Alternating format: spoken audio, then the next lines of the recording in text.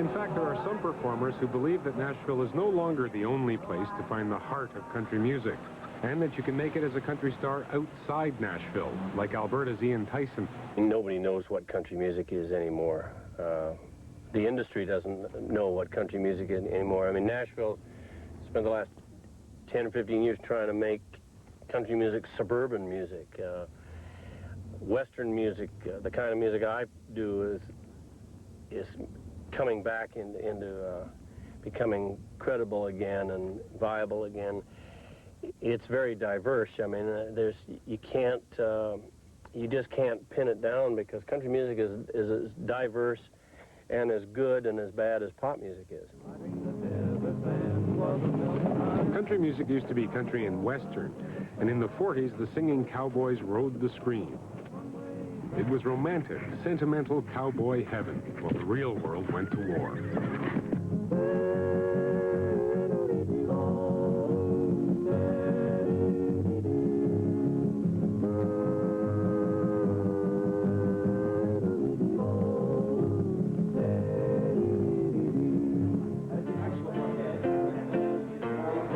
Now, the singing cowboys, like Canada's great Western Orchestra, have returned to country music. Today, they're backing up singing cowgirl Patsy Montana. She wrote and recorded the first million-selling record for a female country singer way back in 1935. She's the first grand lady of country music, and even at 75, she's happy to hit the trail again.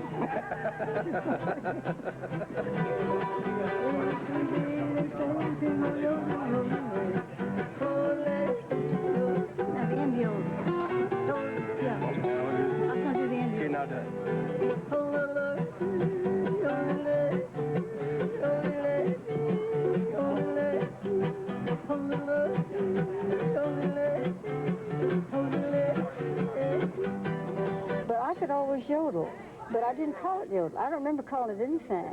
But my mother used to say, "Get out of the house with all that hollering." For years, I thought my first fan was an old hound dog. You know, everybody in Arkansas had a hound dog, you know. He'd come from the back 40, wherever he's at, and get with the women and just howl. His neck would come out about that long. Ooh, that was my first fan. There were to be lots of fans as Ruby Blevins from Arkansas found success as Patsy Montana. Patsy was a radio star on the National Barn Dance show out of WLS in Chicago, which brought romantic Western music to prairie farmers. I've always found I have a love affair with a cowboy. But my memory of the cowboy, first memory of the cowboy, real cowboy, you could smell it from a mile away. He didn't wear rhinestones. And he's, branding time, he'd be burning these poor little baby calves, you know, and the mother's bawling. I saw it that way. So I didn't get a very good impression of my first real cowboy. But I've always loved the stories and the song. I went through the Zangray area, clear on up in the Louis L'Amour, which was the greatest. He decided about a year ago, you know. Has the subject matter changed, looking for a new audience over the years? Now, when I was on WLS, it was very strict as the lyrics. We couldn't sing a song with the word divorce in it, and or hillbilly. But now, you know, the songs are pretty straightforward. Mostly cheating songs, I tell everybody. Yeah. No, it's a different world now. A very big warm welcome to you. This is a very opening right now of the Edmonton Festival. It's the first time I've ever been up here. You've got a beautiful country, and I want to bring you greetings from sunny California. This is really a warm greeting today. This is my hit song. I hope you like it. I want to be a cowboy sweetheart.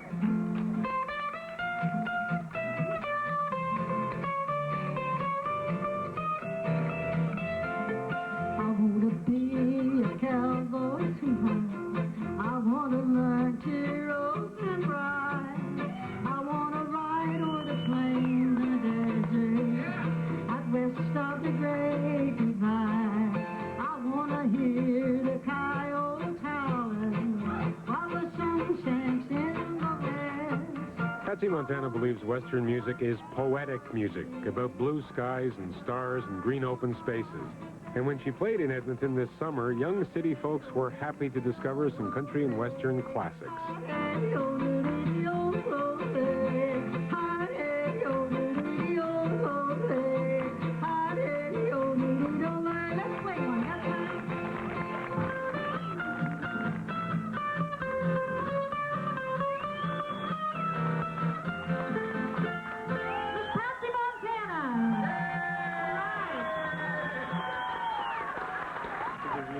David Wilkie of the Great Western Orchestra. It's sort of a romantic image that people have of country music, and I think that's why urban people like it. Because, you don't hear much about the drinking and that side of country music anymore. It's, the people want to get out, they want to go camping, they want to get out into the mountains. To me, that's country music. But country was and always will be Hank Williams.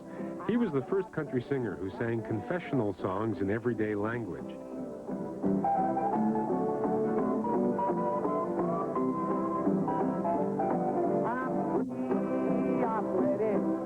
His Hey Good Lookin' was recorded in 1952, and it's the only film still in existence of a Hank Williams performance. Hey Good Lookin', though, isn't a typical Hank Williams tune. It's too upbeat. Much of the time, Williams wrote and sang only of heartache and heartbreak. There's something about him and his guitar and his voice that just cuts right to the bone. It just hits you right. I guess if you're looking for what is country music, I think you have to start with kind of Hank almost, because he just, people went crazy over him. He would do, like Patsy Montana was telling us, that she used to follow him sometimes, and he would get 9 encores sometimes.